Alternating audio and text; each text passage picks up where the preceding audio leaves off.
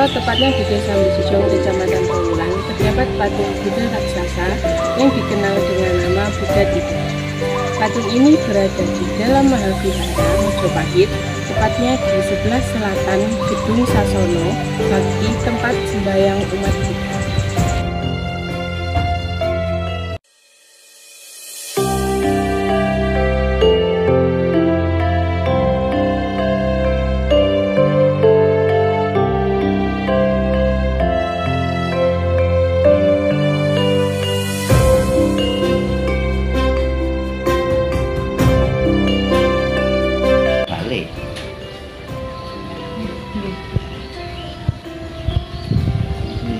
Saya nggih niki asal muasal niki riyen terus iku ya. Jadi gini, kalau kita bicara tentang tempat ini adalah Mahavihara Mojopahit, yang mana tempat ini dibangun pada tahun 1987, diprakarsai oleh Biku Wiryana Mahatera, dan pada tanggal 31 Desember tahun 1989 Mahavihara Mojopahit ini diresmikan oleh Bapak Suharto. Beliau adalah Gubernur Jawa Timur pada waktu itu.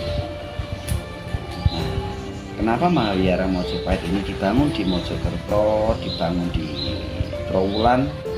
Karena pertama adalah sebagai tempat ibadah untuk umat beragama Buddha.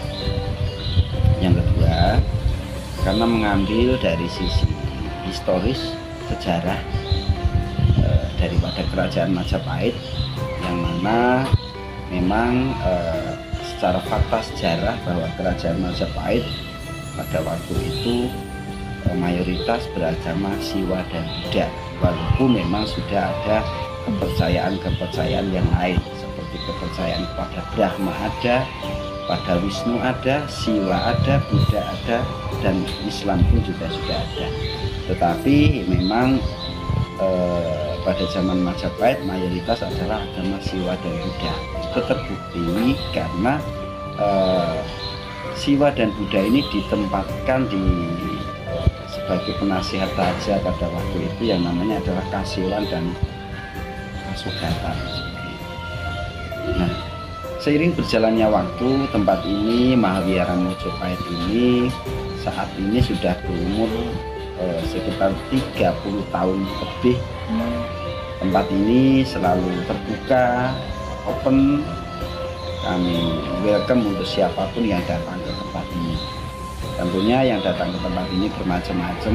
Mereka yang beragama Buddha, tentunya mereka melakukan sembahyang, dan bagi mereka yang non-Buddhis ya kita persilahkan untuk datang ke tempat ini. Tentunya maksud dan tujuannya macam-macam. Ada yang cuma sekedar untuk jalan-jalan melihat suasana di sini, ada juga tentang keberagaman, toleransi antar umat beragama, karena juga kami sering untuk kegiatan-kegiatan lintas agama, dan juga kami juga sering untuk kegiatan-kegiatan dari teman-teman sekolah dari tingkat PAUD sampai dengan perguruan tinggi. Dan Mahavihara Mojopahit ini memang ada beberapa bangunan utama. Tentunya adalah yang disebut Dharmasala, itu adalah bangunan utama sebagai tempat untuk sembahyang, tempat untuk ibadah di dalam agama Buddha. Dan ada bangunan-bangunan yang lain seperti kantor, perpustakaan, kuti, penginapan, ada juga sanggar untuk kita juga peduli tentang budaya, seni, kita juga ada sanggar.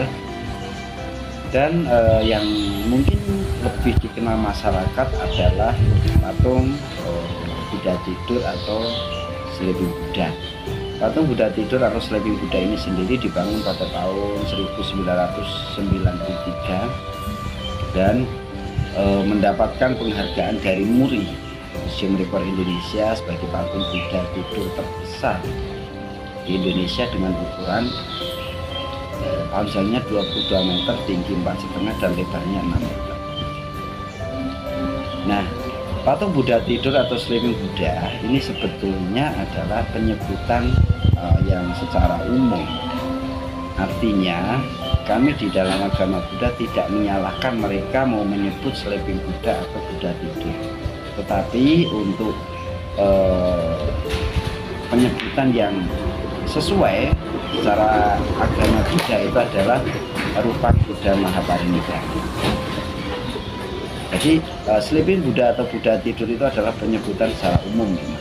Kami tidak menyalahkan, tetapi yang paling betul adalah Rupang Buddha Mahaparinibbana, yang mana Rupang Buddha Mahaparinibbana ini menggambarkan pada waktu Sang Buddha atau Siddhartha Gautama, beliau detik-detik meninggal dunia pada usia 80 tahun pada tahun 543 sebelum Masehi.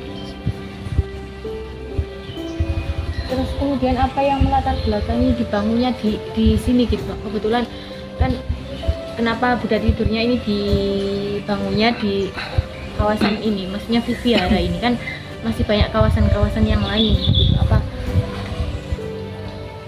gini, jadi Sleeping Buddha atau Buddha tidur ini kan salah satu bangunan yang ada di Mahavihara Mojopahit. Secara izin bangunan ini bukan bangunan Buddha tidur, tetapi Mahavihara Mojopahit sebagai tempat ibadah agama Buddha, di situ ada beberapa bangunan. Nah, seperti itu. Kalau Buddha tidur nanti berdiri sendiri, izinnya beda lagi nanti ceritanya. Karena ini adalah tempat ibadah. Rasionalisme simbolik menurut Dr. Smith adalah salah satu teori sosiologi yang menekankan pentingnya interaksi sosial, makna dan simbol dalam pembentukan identitas.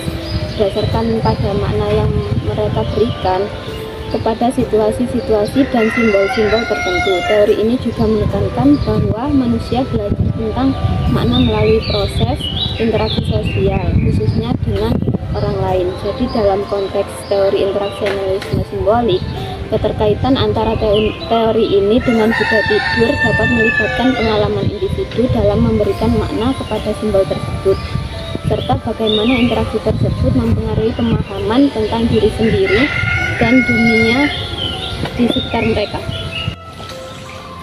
makna simbol Buddha tidur? Dalam teori interaksionalisme simbolik, patung Buddha tidur tentu memiliki makna simbolis yang berbeda bagi individu yang melihatnya. Bagi beberapa agama mungkin bisa dikatakan sebagai simbol kedamaian dan ketenangan, namun di agama lain bisa dikatakan sebagai sebuah simbol kontemplasi. Yang kedua adalah interaksi yang terjadi dengan patung Buddha tidur. Seseorang yang berinteraksi dengan patung Buddha tidur tentunya memiliki pengalaman yang unik. Mereka akan memiliki pemahaman yang lebih tentang diri mereka sendiri dan spiritualitas yang ada dalam diri mereka.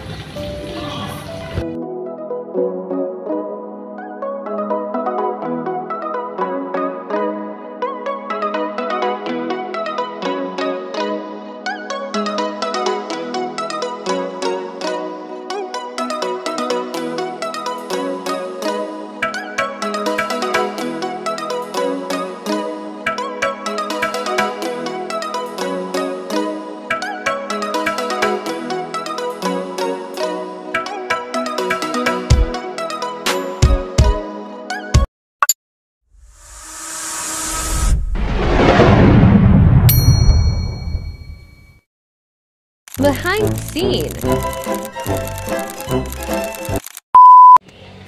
Halo guys, Thank you for watching. jangan lupa melihat mini vlog kita. In the skin.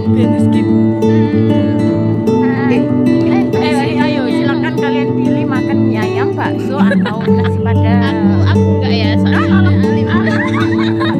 Kamu gak diajak, Ini gara-gara Pak Novel aku mau vlog kan.